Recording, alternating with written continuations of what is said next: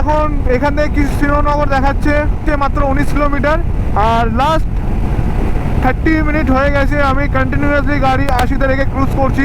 তো আমার কোথাও গিয়ে কিন্তু একটা ফিল হচ্ছে না ভাই যে এর মধ্যে কোনো পাওয়ারের ইস্যু আছে বা কিছু। হ্যাঁ, আমার কাছে যদি একটু আরও হাই সেগমেন্টের বাইক থাকতো তাহলে আমি হয়তো স্পিড আপটা হয়তো আর একটু বেশি করতে পারতাম, বাট এটা খুব একটা খারাপ না ভাই, আমাকে আমার ডেস্টিনেশনে পৌঁছে দিচ্ছে, এটাই আমার কাছে অনেক বড় কথা।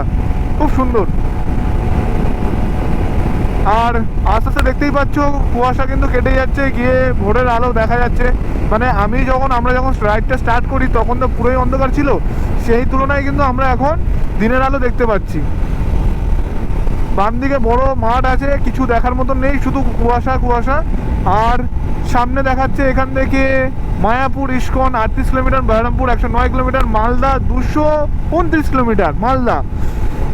মালদা থেকে আমরা যাব ফারাক্কা থেকে রায়গঞ্জ, কিষানগঞ্জ। মানে আরও আমাদের এখন অনেকটাই রাইড বাকি রয়েছে। আর আমার পুরো টিম মেম্বার আগে বেরিয়ে গেছে, আমি একাই এখন পড়ে গেছি পিছনে।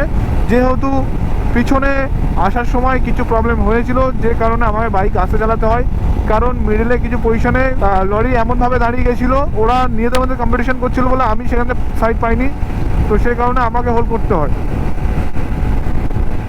কারণ এদের মধ্যে রেসারেসি হচ্ছে, এদের মাঝখানে ঢোকার কোনো মানে হয় না।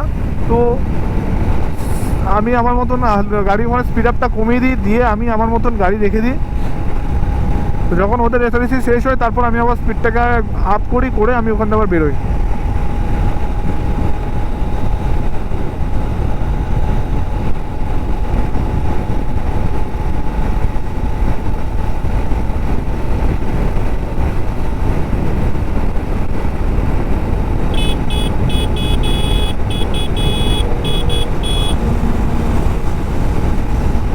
শান্তিপুর কৃষ্ণনগর, আমরা কৃষ্ণনগর হয়ে যাব।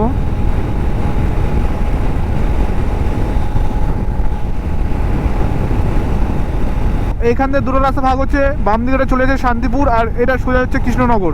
তো যারা শান্তিপুরের রাস্তাটা বুঝতে পারছো যে শান্তিপুরটা বাম দিক নিতে হবে, আর কৃষ্ণনগরটা আমরা যাবো স্ট্রেট। আমি যাব কৃষ্ণনগর বহরমপুর হয়ে, তো আমি ওই সোজা নিয়ে নিলাম।